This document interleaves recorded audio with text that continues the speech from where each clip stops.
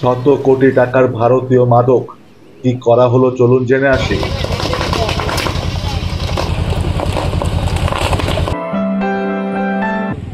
সীমান্ত থেকে বিভিন্ন সময়ে উদ্ধারকৃত ১১৯ কোটি ৬৪ লাখ টাকা ভারতীয় মাদক দ্রব্য ধ্বংস করেছে ৫৮ বিজিবি বাংলাদেশ বর্ডার গার্ড। বৃহস্পতিবার সকাল ১১টার সময় মহেশপুর ৫৮ বিজিবি সদর দপ্তরে এই মাদক দ্রব্য ধ্বংস করা হয়। এ সময় আয়োজিত এক অনুষ্ঠানে প্রধান অতিথি হিসেবে উপস্থিত ছিলেন বিজিবির regional commander brigadier general Humayun Kabir ও বিশেষ অতিথি হিসেবে কুষ্টিয়া বিজিবির সেক্টর কমান্ডার আহসান হাবিব উপস্থিত ছিলেন। অনুষ্ঠানে স্বাগত বক্তব্য রাখেন মহেশপুর ৫৮ বিজিবির অধিনায়ক লেফটেন্যান্ট কর্নেল রফিকুল আলম। মাদকদ্রব্য ধ্বংস অনুষ্ঠানে ঝিনাইদহ, চুয়াডাঙ্গা ও কুষ্টিয়ার সরকারি কর্মকর্তা, জেলা প্রশাসনের নেতৃবৃন্দ, নির্বাহী ম্যাজিস্ট্রেট ও ইলেকট্রনিক্স ও প্রিন্ট মিডিয়ার সাংবাদিকবৃন্দ উপস্থিত ছিলেন।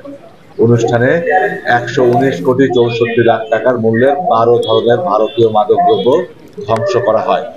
এর মধ্যে রয়েছে ২৫,৮১৩ বোতল ভারতীয় ফেন্সিডিল, ৩৮,৯৮০ বোতল মদ, ১৩০ কেজি গাঁজা, ৬৫,১৭৪ piece yaba tablet, ৩৭ KG heroin, ৭৯ KG cocaine, crystal meth ice ৭ KG, LLD ২৯ বোতল, ২১,৩১৬ piece Viagra tablet, tapentadol tablet ৩০,০৭০ পিস, ভারতীয় ঔষধ ৯,৮৪৫ পিস এবং বাংলাদেশি ওষুধ ৯,৯৬০ পিস।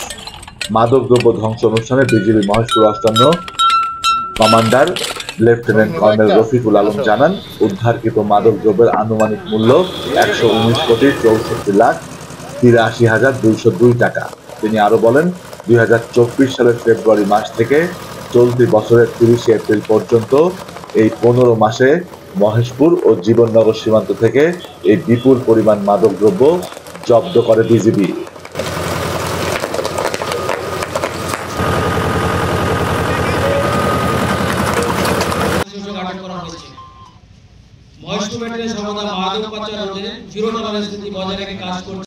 আটান্ন বিজিবিতে অনুষ্ঠিতব্য মাদকদ্রব্য ধ্বংস অনুষ্ঠানে